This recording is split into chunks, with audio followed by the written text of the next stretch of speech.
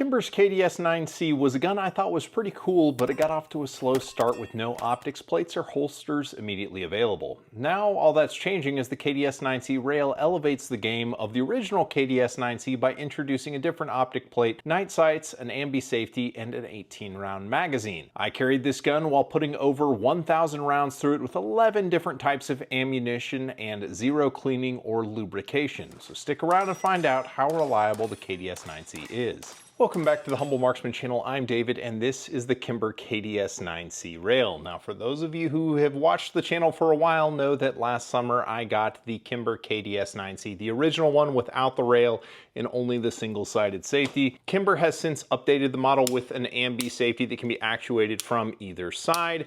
It has a rail that you can hang your accessories off of, and it comes with 18-round magazines. And on top of that, the KDS9C does come with night sights to co-witness, and they do co-witness through this Holosun EPS that I have here. It's a very low co-witness. It's quite nice. So the original KDS9C I thought was a cool pistol, kind of competing with the Wilson Combat EDC X9 style pistol, but it, a fraction of the cost of what those cost. Those are like $3,600 guns. This is a similarly specified gun for about, this one in particular is just north of about $1,000, and this version is selling in 2024. It looks like you can find these for just north of $1,400. The way this video came about is I ran into the guys at Kimber at SHOT Show this year. They talked to me about the KDS9C video that I did and said, this one's more your speed, let us send you one, you can check it out. So full disclosure, this was sent to me for a video, and I'm not really gonna pull any punches because there's really no reason to do that. The gun did show up lubricated, and that was the only time that it got lubrication. In my view, a gun should be able to go to 1,000 rounds without needing to be re-lubricated, and the tolerance that the gun is built to does allow it to run dry, which was exciting because a lot of carry guns don't get the oil that they should be getting, so the gun doesn't seem to have any issues there. Now, unlike the 1911s that Kimber makes, there are 0 metal injection molded parts in this gun. That's right, so it's a 100% tool steel gun that you can buy for just north of about $1,400, and it's completely American made. That is a heck of a deal. But first, let me honor the dads in the audience with this crisp high five and this joke. How can you tell if a tree is a dogwood? By its bark. And if you're not subscribed, think about it. And I'm also on X now, so if you want to follow me on X for more content, you can find me on there as well. So let's talk about the reliability first. This gun made it all the way to the 1,000 round mark without too much of a problem, and I used 11 different types of ammo. From the really bad stuff, which the bad stuff is AAC 124 grain, that stuff is terrible, all the way down to the good stuff, which is the Buffalo Creek ammunition. That is the 115 range loads they have. It's exceptionally nice shooting. It's very accurate, very consistent. And Buffalo Creek happens to be the ammo sponsor for the video, so thank you guys for that. The reason I say the AAC ammo was bad is that the AAC was very unreliable in most guns. This gun was about 19 for 20, meaning that every 20 rounds I would put through the gun, 19 of them would go off. There just are some hard primers on that AAC stuff, and it's like hotter than NATO spec. It's really, really hot. The only problems I ran into with the gun is really more of a me thing. In the final, 200 rounds to get to 1,000 rounds, I was shooting the AAC ammo, and the gun got heated up so much that the Loctite was defeated. My optic started coming loose, so I torqued down the optic screw, and then the optic screw sheared, and I basically finished it only using the backup iron sights on the pistol. Since it is a plate system, I was able to get another plate to put it on there, but one of the plates is basically ruined, which is painful because these optics plates are expensive if you have to replace them at about $100 a pop. What was interesting is that I ran also Critical Defense Light through the gun, which is an ammo that tends to choke a lot, and considering this has a 17-pound recoil spring, I expected it to choke on this, but it ran it no problem. Critical Defense 135 plus P. I like how that ammo shoots. It shoots well in every gun, and it's super duper consistent. And the great gun choker, Critical Defense Light. Let's see what's gonna happen. It dribbles out, but it runs it. That's it's got a wide operating window of ammo. That's awesome. And I kind of got a better feel for how the gun likes to behave. So this gun is really awesome with standard pressure loads because it does have an aluminum frame. What that means is if you shoot the really spicy stuff, all that energy just dumps straight into your arms because the frame doesn't absorb any of it. Like, it just passes straight through the stiff aluminum into your arms and wrists.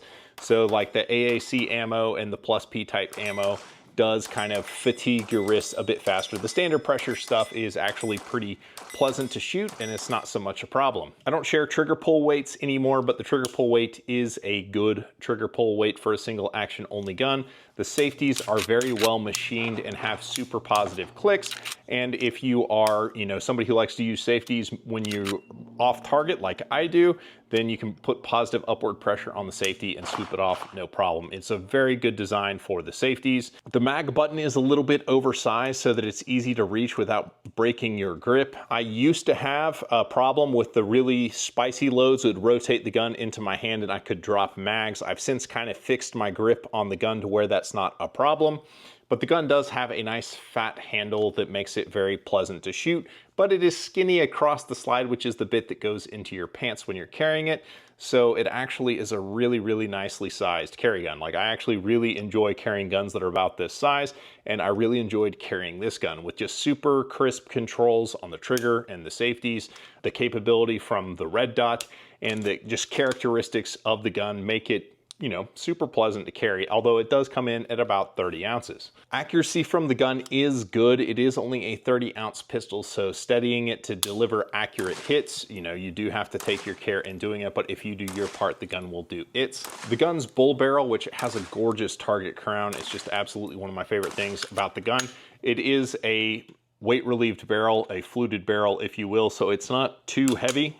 And the balance of the gun is pretty neutral. You can see right there, if I let go of everything, it just kind of balances on my knuckle, more or less right over the trigger guard, which is nice. With the magazine and full loaded ammo in, it actually has a nice heel thing. So it's actually a really handy, a good sized gun. Part of the reason it is so reliable when it's being run dry is it does have an external extractor, as you see right there on the side. A lot of 192011s, they have internal extractors. The internal extractors are a spring of sorts where you have to make sure that they're tuned, keeping, you know, good pressure on the claw, but not too much pressure to where it's causing extraction issues.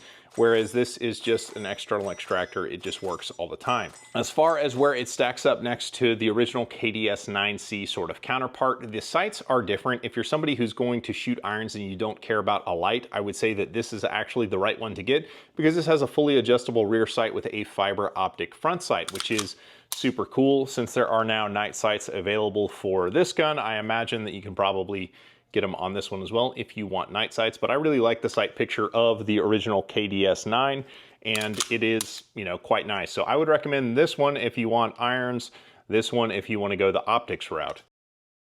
As far as negatives are concerned, there really weren't a ton. As I mentioned, I managed to shear a screw in the optic plate, but that's not really the gun's fault.